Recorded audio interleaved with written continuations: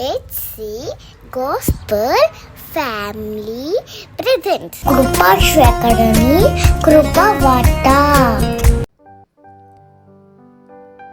ఈ దిన ధ్యాన వాక్యమునకు ఆదికాండము 24వ అధ్యాయము 35వ వచనము. యెహోవా నా యజమానుని బహుగా ఆశీర్వదించెను గనుక అతడు గొప్పవాడాయను. శాంతియుత గ్రామంలో జోసెఫ్ అనే సాధారణ కళాకారుడు నివసించేవాడు. తన నైపుణ్యం మరియు కృషిలో ప్రసిద్ధి చెందినవాడు. తన కర్మాగారంలో అలసిపోకుండా పనిచేసి గ్రామస్తులకు పరికరాలు మరియు గుర్రపు నాడాలు తయారు చేసేవాడు. తన అవసరం కోసం కష్టపడేవాడు. దేవుని ఆశీర్వాదం వలన సంతృప్తిగా ఉండేవాడు. ఒకరోజు తన కర్మాగారంలో పనిచేస్తుండగా ఒక యాత్రికుడు వచ్చాడు. అతను అలసిపోయి పాడైన రూపంలో ఉండి దయగల కళ్ళతో కళాకారునికి శుభదినమని పలకరించాడు. నేను చాలా దూరం నుండి ప్రయాణించాను. నా గుర్రానికి ఒక బలమైన గుర్రపు నాడ అవసరం. నాకు సహాయం చేయగలవా అని అడిగాడు. జోసెఫ్ వెంటనే తన ముఖంపై ఉన్న చెమటను తుడుచుకొని నేను తయారు చేసి ఇస్తాను అని చెప్పాడు. యాత్రికుడు జోసెఫ్ దగ్గర కూర్చొని, మీరు నైపుణ్యంగా పనిచేస్తున్నారు, ధనం కోసం కష్టపడుతున్నారా అని అడిగాడు. జోసెఫ్, నిజమైన ధనం బంగారం లేదా వెండి కాదు, దేవుడిచ్చే ఆశీర్వాదమని. నాకు ఇల్లు, తినడానికి ఆహారం, బట్టలు మరియు నాకు సమాజంలో మంచి పేరు ఇచ్చాడు. ఇంతకన్నా నాకు ఏమి కావాలి? యాత్రికుడు నవ్వుతూ, నీవు తెలివైనవాడు అన్నాడు. జోసెఫ్ గుర్రపు నాడ చేసి ఇచ్చాడు. యాత్రికుడు గుర్రపు నాడ తీసుకొని ఒక చిన్న అందమైన పెట్టెను జోసెఫ్కు ఇచ్చాడు.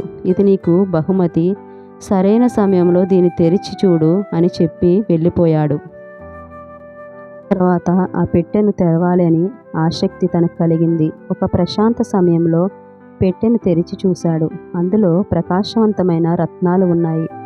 ఇంత ధనం తన జీవితంలో చూడలేదు. కానీ తన కొత్త సంపదతో అవసరమైన వారికి సహాయము, ఇళ్ళు మరమ్మతులు చేయడం, ఆకలితో ఉన్న వారికి ఆహారం అందించడం, కష్టపడుతున్న వారికి సహాయం చేయడం, గ్రామం అభివృద్ధి చేయడానికి జోసెఫ్ ఒక దయ ఇతరులకు ఇవ్వడానికి ప్రేరణ ఇచ్చింది.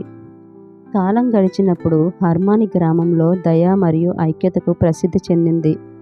జోసెఫ్ సేవ మరియు దయతో జీవిస్తూ ఆ గ్రామానికి ఒక మూల స్తంభంగా మారాడు. అందరికీ నిజమైన ధనం, మనకు కలిగినది ఇతరులతో పంచుకున్నట్లో ఆశీర్వాదం ఉందని గుర్తు చేస్తూ హర్మాని గ్రామం ఇవ్వడం మరియు దేవుని ఆశీర్వాదాల శక్తికి ఒక సాక్ష్యంగా మారింది. ప్రార్థన. గనుడవైన తండ్రి, శ్రేష్ఠుడా, నీకే వందనాలు, స్తుతులు, స్తోత్రాలు చెల్లిస్తూ ఉన్నాము. ఈ యొక్క ఫిబ్రవరి నెల మొదటి దినము నుండి ఈ రోజు చివరి దినం వరకు నీ కృపను అనుగ్రహించిన విధం బట్టి నేను స్తుతిస్తూ, ఈ దిన నీ మాటను బట్టి నీకు వందనాలు, స్తుతులు. నీ ఆశీర్వాదము మమ్మల్ని గొప్పవారినిగా చేసేది అయి ఉన్నది కనుక అటు ఆశీర్వాదము నా కొరకు నీ యొద్ద కనిపెట్టి వారమై ఉండి ఆ ఆశీర్వాదం సొంతం చేసుకోగలిగిన కృపను కలుగు చేయమని ప్రార్థిస్తూ, నీ కృపా సమాధానం మీరు మాకు తోడు చేసి ఉంచమని కోరుకుంటూ యేసు ఘననామం అడిగి వేడుకుంటూ ఉన్నాము తండ్రి. ఆమేన్. దేవుడు మీ అందరినీ దీవించునుగాక. Thank you everyone.